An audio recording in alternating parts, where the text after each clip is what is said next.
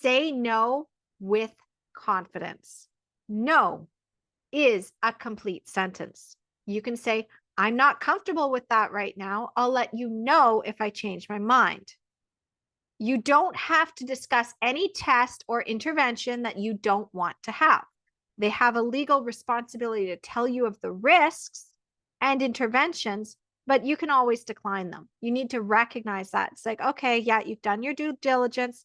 My answer is no, I don't want this. And then if they keep trying to convince you to do it, well, it's like, thank you. I'm really not comfortable. I don't really want to do this, and I don't want to discuss this further. No, I don't need to justify my reasons. I don't need to go on the internet, pull a bunch of articles, and convince you why I should be allowed to say no. I'm allowed to say no. It's my body. No is a complete sentence. And if you're going to violate my no, if you're going to hold me down and make me do this or threaten CPS, well, now I know who you are, and I'm leaving. Pushback is normal. Pressure is not. So whenever a norm is challenged in human nature, like it's just part of our makeup. Like we are like pack animals. We came from a society. It's like if we went out into the jungle on our own, we'd get eaten. Okay. So being exiled from the tribe was a death sentence. So we have evolved to basically be in rapport with our people.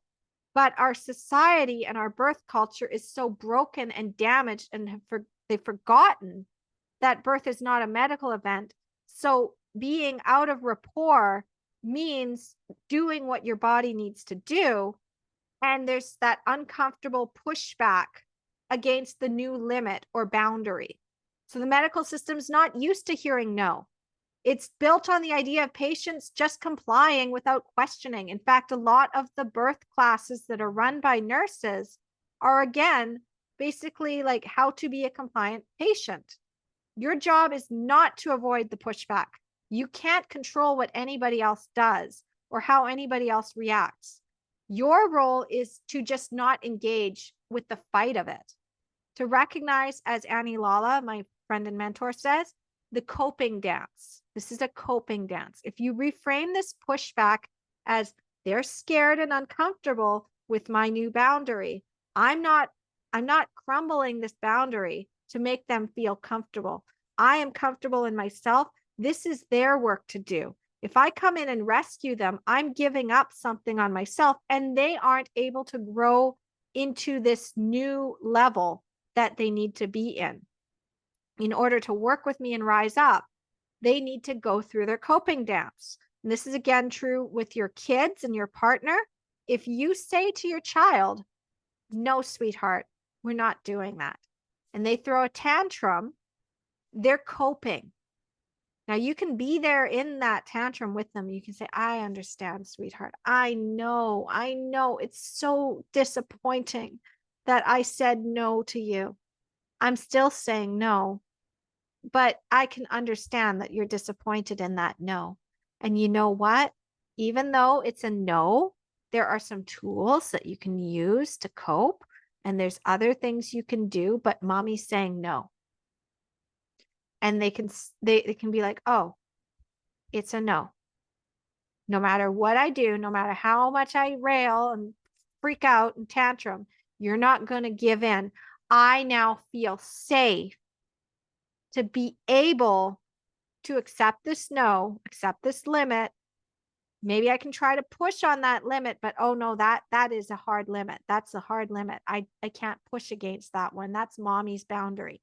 Mommy's special time is special to her.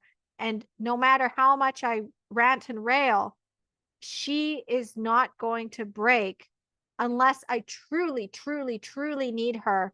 Like I tell my kids, like, if you're bleeding or if there's a fire or like an actual emergency, then you can interrupt my meditation time. Otherwise, I need it.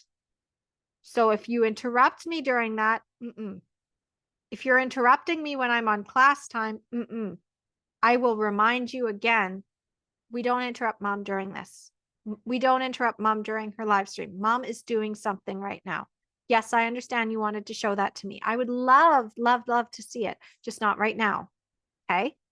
So it's like, doctor, I would love to hear your expertise if I need it. But right now, it's just not something I'm interested in. I'm not interested in inducing. I'm not interested in doing this test. Now, if I want to come to you later, I will absolutely let you demonstrate your expertise on that. But right now, it's not part of my plan. So we're moving back to our plan. This is our plan. And thank you. I do recognize your expertise. I do recognize you have skills, but I don't need those skills right now. And you know that your skills are great. They're wonderful. They're fantastic. And if I need them, I know that you've got that. That's great. That's wonderful. You have that. I don't need it today. Again, it's like you go into a store and you're going to buy a specific thing. You have no intention of spending any more money. And then the sales girl is like, "Oh, we have a sale and it's on this stuff." But none of that stuff, even though it's 50% off, you want to get it while it's going. Like, come on, come on. Don't you want this? It's like, I really don't. But if you wanted to make the sales girl feel better, you'd probably do that. That's why you need to have that getting past your fear and the shield so you don't end up being like, yeah, but you're so nice and maybe I should just give in because I want to be liked. No, no, you can be liked while still having strong boundaries and you'll actually be respected more.